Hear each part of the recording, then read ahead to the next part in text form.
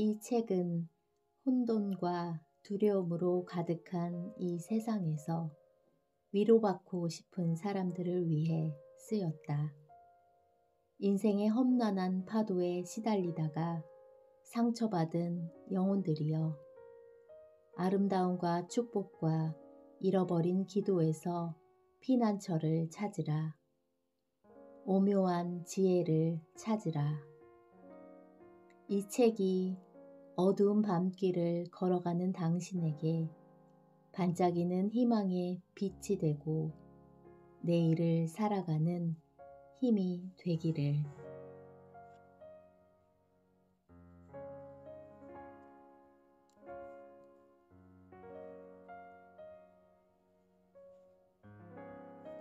안녕하세요. 미라클 북글림입니다. 요즘 여기저기 봄꽃이 만연해 있는데 올해는 외부에서 꽃을 마음껏 보고 느낄 수 있음에 너무나 감사함을 느낍니다. 왜 그렇게 봄봄 하는 거야 라고도 하시는데, 주변을 둘러보면 모든 걸 무한하게 주는 자연에 감동하지 않을 수가 없는 것 같습니다. 이처럼 우리는 어떠한 것에 감동하고 감탄을 하면 오감을 동원해 감사함을 느끼게 됩니다. 오늘 제가 소개해 드릴 책의 핵심이 바로 이 느낌입니다. 제목은 절대 기도의 비밀인데요. 저는 이 책을 3년 전 처음 만났고 제가 알고 있던 기도의 방법과 상식을 완전히 바꿔준 아주 고마운 책입니다. 제가 4번 정도 읽으면서 물론 저의 삶에도 많은 긍정적 치유를 받았기에 여러분과 함께 나눠보고 싶었습니다. 제목은 절대 기도의 비밀, 저자 그렉 브레이든, 지음 황소연 옮김, 굿모닝 미디어 출판사입니다. 뉴욕타임즈 선정 베스트셀러 작가인 그렉 브레이든은 시스코 시스템즈사에서 컴퓨터 시스템 관련 일을 했다. 그는 마음속 열망, 내면의 힘이 현실화되는 과정을 과학적 방법으로 탐구한 선도적 권위자이다. 그렉은 시대를 초월해 의식 변화를 일으키는 명상의 힘, 기도의 비밀을 밝혀내고자 여러 고대 문서들을 20년 넘게 연구해왔다.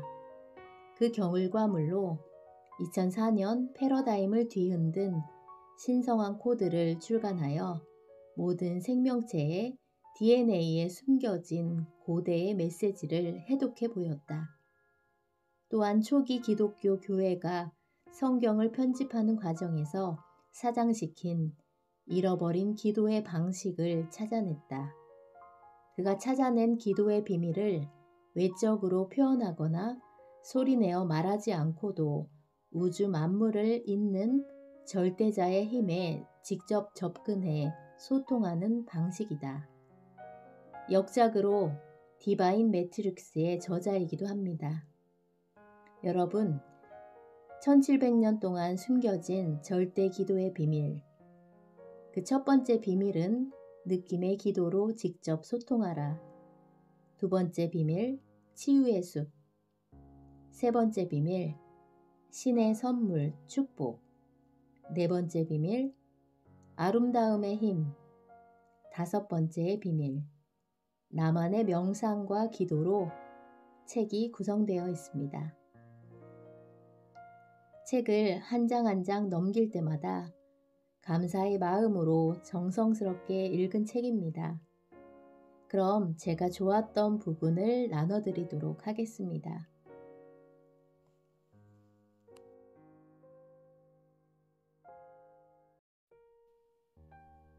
프롤로그. 상처, 축복, 아름다움, 그리고 기도. 선조들이 남긴 유산 속에는 마음을 치유하고 평화를 부르는 기도의 비결이 숨어 있다. 고대의 그노시스파와 에세네파의 글에서부터 아메리카 대륙 전역에 걸쳐 생존하고 있는 인디언 부족들의 전통에 이르기까지 상처와 축복과 아름다움을 우리가 극한의 시련을 이겨내기 위한 열쇠로 인정하고 있다. 기도는 경험을 통해 깨달은 교훈을 삶에 적용하는 언어다. 이러한 관점에서 보면 지혜와 상처는 동일한 경험의 양극단이며 동일한 순환고리의 시작이자 완성이다. 우리는 소중한 것을 잃어버리거나 어떤 것에 실망할 때 혹은 우리의 감정을 송두리째 흔드는 소식을 접할 때면 본능적으로 상처부터 받는다. 지혜는 치유된 상처에서 나온다. 우리는 고통스러운 경험에서 새로운 의미를 찾음으로써 상처를 지혜로 승화시킨다. 축복, 아름다움, 기도는 변화를 일으키는 도구이다. 20세기의 그리스도교 전도사 사무엘 슈메이커 목사는 변화를 일으키는 기도의 힘을 언뜻 별말 아닌 것처럼 보이는 시적인 문장으로 표현했다. 기도는 우리가 처한 상황을 변화시키지는 못하더라도 우리 자체를 변화시키는 것은 확실하다. 시간을 거슬러 올라가서 상처받은 일 자체를 돌이킬 수는 없지만 사랑하는 이를 잃고 약속이 깨지면서 받은 충격과 실망이 뜻하는 바를 변화시킬 수는 있다. 우리에게는 그럴 힘이 있다. 그러므로 우리는 가장 깊은 상처조차도 치유하겠다는 결심을 하게 되는 것이다. 지혜와 상처의 관계를 이해하지 못한다면 고통을 인내하는 것은 무의미하고 잔혹한 짓이다.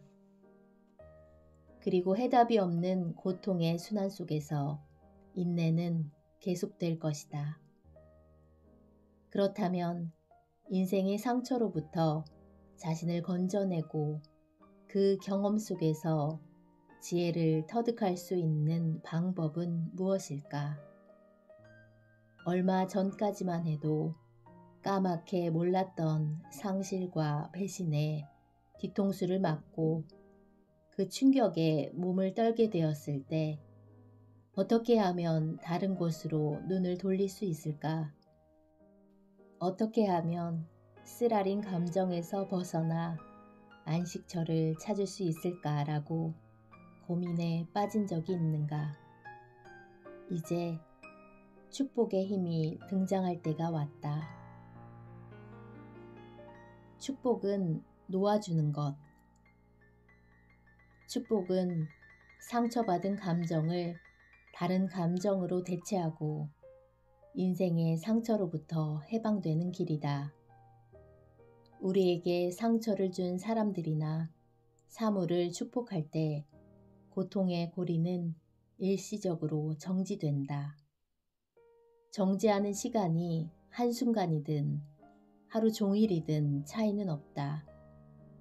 시간의 길이에 상관없이 축복을 하는 동안에는 치유와 새로운 인생을 향한 문이 활짝 열린다. 상처에서 벗어나 있는 동안에 다른 무언가가 머리와 마음속으로 들어온다는 것이 중요하다. 그 무언가는 바로 아름다움의 힘이다. 아름다움은 변신의 귀재. 성스러운 고대의 전통에 따르면 아름다움은 만물에 깃들어 있다. 우리가 일상생활을 어떻게 해석해서 받아들이든 상관없다. 아름다움은 이미 창조되었고 항상 존재한다. 균형과 조화에 관한 인간의 개념은 늘 변화한다. 우리가 유행을 따라서 환경을 개조하고 새로운 관계를 만들어내며 새 집으로 이사를 가는 동안에도 아름다운 모습으로 탄생할 건물의 자재는 이미 존재하고 있었다. 고대인들은 단순히 눈을 즐겁게 하는 것이 아니라 마음과 머리와 영혼까지 감동시키는 경험을 아름다움이라고 표현했다. 우리에게는 인생의 가장 추한 순간에도 아름다움을 포착하는 능력이 있다. 그 덕에 상처에 새로운 의미를 부여하고 자신을 추스릴 수 있는 것인지도 모른다. 이런 관점에서 본다면 아름다움은 우리를 새로운 경지로 끌어올려주는 추진력이다. 하지만 정작 중요한 것은 우리가 관심을 기울이기 전까지 아름다움은 잠들어 있다는 것이다. 아름다움은 우리가 삶 속으로 초대를 할 때에만 잠에서 깨어나기 때문이다. 우리가 잃어버린 기도. 세상은 우리가 어떤 생각과 감정을 가지고 있든 최대한 합리적이고 사랑스러운 사람이 되리라고 몰아친다. 국경 너머에서는 전쟁과 인종학살이 자행되고 나와 다르다는 이유로 서로를 미워하는 상황은 여전하다. 그런 상황 속에서 어떻게 하면 평화와 치유 같은 감정들을 느낄 수 있을까? 우리를 둘러싼 이런 상황을 극복하기 위해서는 상처와 고통과 분노와 미움으로 점철된 순환의 고리를 끊는 길을 어떻게든 발견해야 한다. 그 방법은 고대인들이 남긴 유산과 전통 속에 고스란히 남아있다. 그들은 우리네 인생이 우리의 모습을 비추는 거울, 그 이상도 이하도 아니라고 말하고 있다. 아름다움을 느끼느냐, 고통을 느끼느냐는 순전히 우리의 능력에 달렸다는 뜻이다.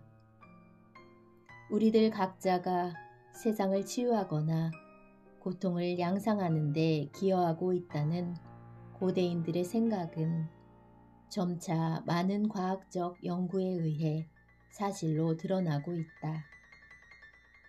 20세기 후반에 진행된 실험은 우리가 에너지 장 속에서 헤엄치고 있으며 에너지 장은 우리 모두가 세상의 사건들, 우주 만물과 연결되어 있음을 증명했다. 양자 홀로그램이나 신의 정신 등 여러 가지 제목으로 진행된 연구는 우리의 마음속에 품은 믿음과 기도가 에너지장을 통해서 주변 세상으로 전달된다는 것을 증명했다. 과학이나 고대의 전통이나 시사점은 똑같다. 우리는 열망하는 것들을 삶 속에서 구체화시켜야 한다는 것이다. 그러기 위해서는 오늘날 지구상에서 가장 외딴 곳에 숨겨져 있는 잃어버린 기도의 가르침을 찾아야 한다. 1998년 봄, 나는 티베트 중부의 어느 수도원으로 22일 동안 성지순례를 떠나는 영광을 얻었다. 현대인들에게 잊혀진 기도의 흔적을 찾기 위해서였다. 나는 만물을 연결하는 에너지장과 소통하는 수단을 찾고 싶었다. 그곳에 사는 승려들은 4세기 초반 그리스도교의 성경에서는 찾아볼 수 없는 기도의 방법에 대한 가르침을 공유하고 있었다. 수세기에 걸쳐 세계의 지붕에서 살아온 사람들의 문서와 전통을 통해 전해 내려오는 이 잃어버린 기도의 방식에는 특별한 기도 문구도 겉으로 드러나는 표현도 없었다.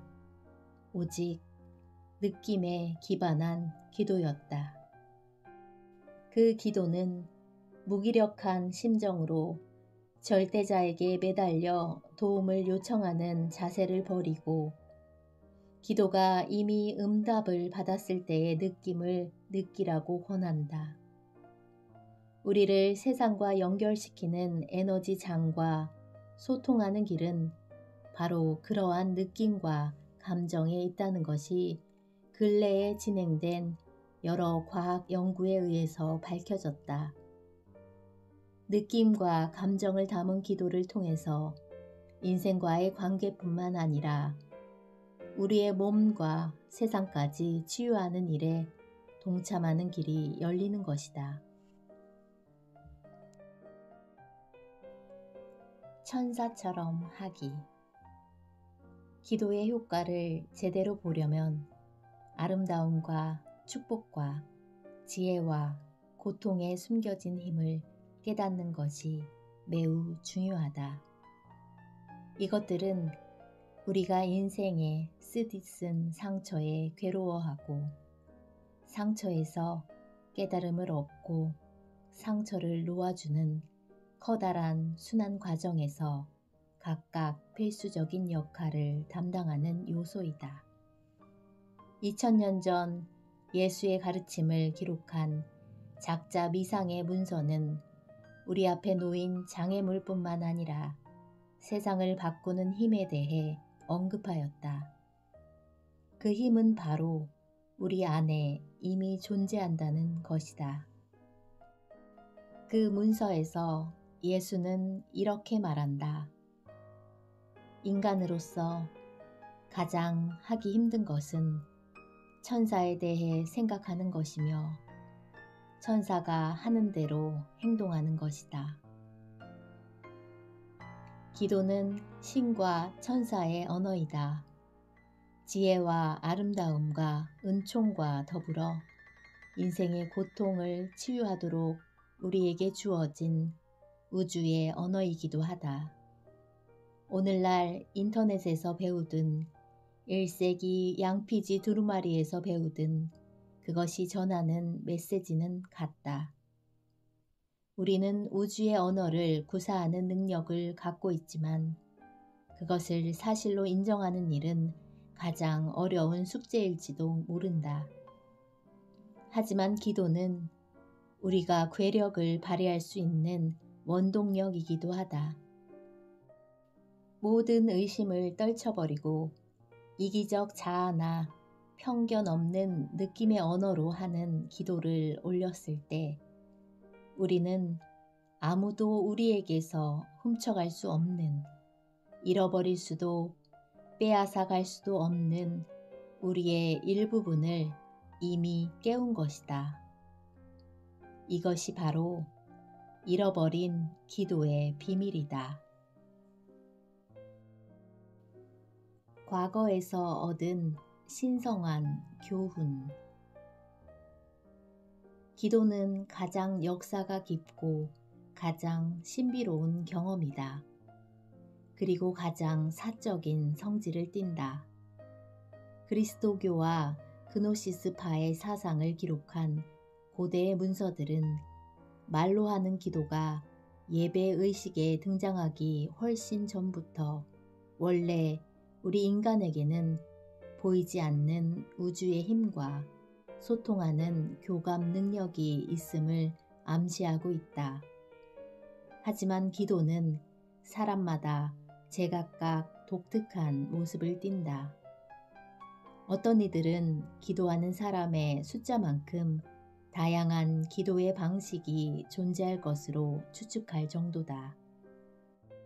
현대의 학자들은 갖가지 형태의 기도를 아우르기 위해 기도의 범주를 크게 4가지로 나누었다. 특별한 순서 없이 그 범주를 나열해보자면 다음과 같다. 첫째, 격식이 없는 일상적인 기도. 둘째, 간청하는 기도. 셋째, 예배의식에서 행해지는 기도. 넷째, 명상적인 기도. 학자들은 어떤 기도든 적어도 4가지 범주 중 하나에는 속하게 되며 중복될 수도 있다고 말한다. 하지만 충분히 효과를 발휘하면서도 학자들이 정한 4가지 범주에 속하지 않는 다른 형태의 기도가 항상 존재해왔다. 5번째 기도, 잃어버린 방식의 기도는 순전히 느낌의 감정에 토대를 둔 기도를 말한다. 감정에 기반한 기도란 무기력감에 이끌려 절대자에게 도움을 요청하는 것이 아니라 우리들 중 95%의 사람들이 믿는 지성의 힘과 소통하고 그 결과의 실현에 참여할 수 있는 능력이 우리에게 있음을 인정하는 기도다. 감정의 기도는 말도 손짓도 그 어떤 물리적 표현도 필요 없다. 단지 기도가 이미 응답을 받은 것처럼 분명하고 강력한 느낌이 피어나도록 유도할 뿐이다. 우리는 이 신비한 언어를 통해서 몸을 치유하고 친구와 가족에게 내리는 풍요로운 축복을 느끼며 나라 사이에 퍼지는 평화의 기운을 체험하는 것이다. 가끔씩 이런 형태의 기도를 언급한 자료를 접하면서도 과연 무엇을 보고 대하고 있는지조차 헷갈릴 때가 있다. 예를 들어 아메리카 남서부 사막지대에 세워진 고대의 석조 건축물들은 원래 예배당이었다. 그곳은 지혜를 공유하고 기도를 올리는 성소였다. 땅속 깊은 곳에 파묻히다시피 지어진 이 완벽한 원형의 석조 건축물들은 이른바 키부라고 알려져 있는데 새기고 깎고 색칠한 키부의 벽을 관찰하다 보면 우리들이 잃어버린 기도를 그 옛날 원주민들은 어떻게 활용했는지에 대해 단서를 찾을 수 있다. 포코너스 지방에서 발굴된 키부의 유적지 내부에는 석조 건물벽에 칠해진 진흙 벽토의 흔적이 남아있다. 진흙 벽토에는 비구름과 풍요로운 옥수수 들판 위를 떠도는 번개의 모습이 희미하게 새겨져 있다. 다른 벽에는 계곡의 엘크와 사슴 같은 야생동물들이 번성한 풍경을 가리키는 윤곽선들이 그려져 있다.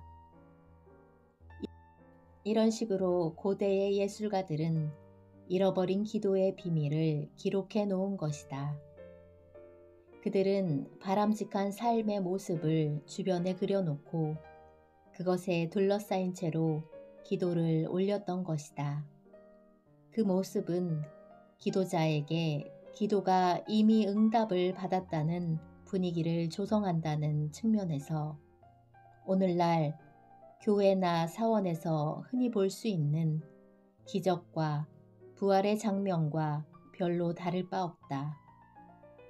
그들에게 기도는 오감을 총동원해 온몸으로 체험하는 경험이었다. 아직 시도하지 않았다면 이 기도를 해보라고 권하고 싶다. 당신의 인생에서 일어나기를 바라는 것을 생각하라. 무엇이든 좋다. 자기 자신이나 다른 사람의 병을 치유하는 것일 수도 있고, 가족이 성공하는 것일 수도 있고, 인생의 동반자를 찾는 것일 수도 있다. 무엇이 되었든 그것이 이루어지기를 바라지 말고 이미 일어난 것처럼 느껴야 한다. 심호흡을 하면서 기도가 이루어졌을 때의 그 충만감을 구체적으로 모든 면에서 느껴라. 자, 이제는 기도가 응답을 받고 나서 달라진 당신의 인생에 대해 감사하는 마음을 느껴보자. 도움을 요청하면서 느끼는 간절함과 열망이 아니라 감사하는 마음에서 비롯되는 편안함과 해방감을 맛보는 것이다. 간절함과 편안함 사이의 미묘한 차이는 간청하는 것과 받는 것을 구분하는 힘이다.